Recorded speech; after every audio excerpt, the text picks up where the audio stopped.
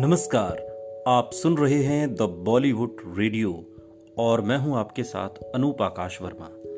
दोस्तों, ये किस्सा राजेश खन्ना और अमिताभ बच्चन का है।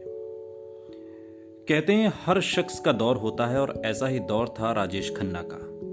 लोग उनके पीछे पागल थे। डायरेक्टर, प्रोड्यूसर काका से मुलाकात के लिए घंटों इंतजार करते थे। राजेश खन्ना का कुर्ता, गुरु कुर्ता, गर्दन झुकाकर और आंखें टेढ़ी कर बात करने का स्टाइल स्टेटमेंट बन गया। हालांकि बाद के दिनों में जब राजेश खन्ना का करियर ढलान पर आया तो वो बिल्कुल अकेले पड़ गए। ठीक इसी वक्त अमिताभ बच्चन का सुनहरा दौर शुरू होता है। राजेश खन्ना और अमिताभ बच्चन ने साथ में आनंद फिल्म में काम किया।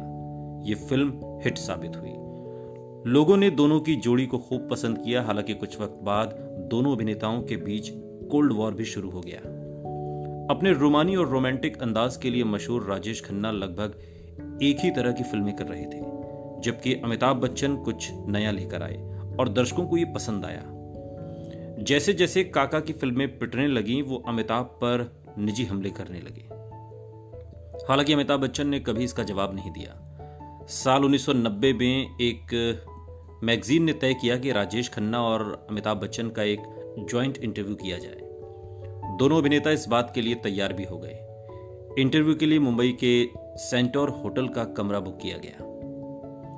वरिष्ठ पत्रकार यासिर उस्मान ने अपनी किताब राजेश खन्ना कुछ तो लोग कहेंगे में इस घटना का जिक्र करते हुए तब मूवी मैगजीन के एडिटर रहे दिनेश रहेजा के हवाले से लिखा है, 17 साल बाद दोनों अभिनेता एक साथ आए थे। ऐसा पहली बार हुआ था जब राजेश खन्ना बिना लेट लतीफी के बिल्कुल समय पर पहुंचे हों।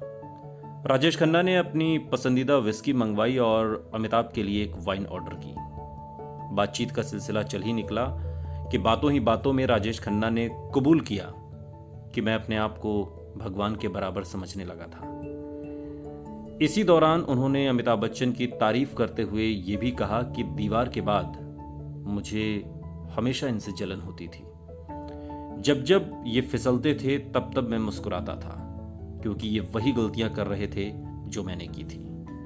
आपको बता दें कि बाद के दिनों में एक इंटरव्यू में जब राजेश खन्ना से पूछा गया कि लोग कहते हैं कि अगर वो टिके रहते तो अमिताभ बच्चन सुपरस्टार नहीं बन पाते, इस सवाल के जवाब में काका ने कहा था कि सब किस्मत की बात होती है।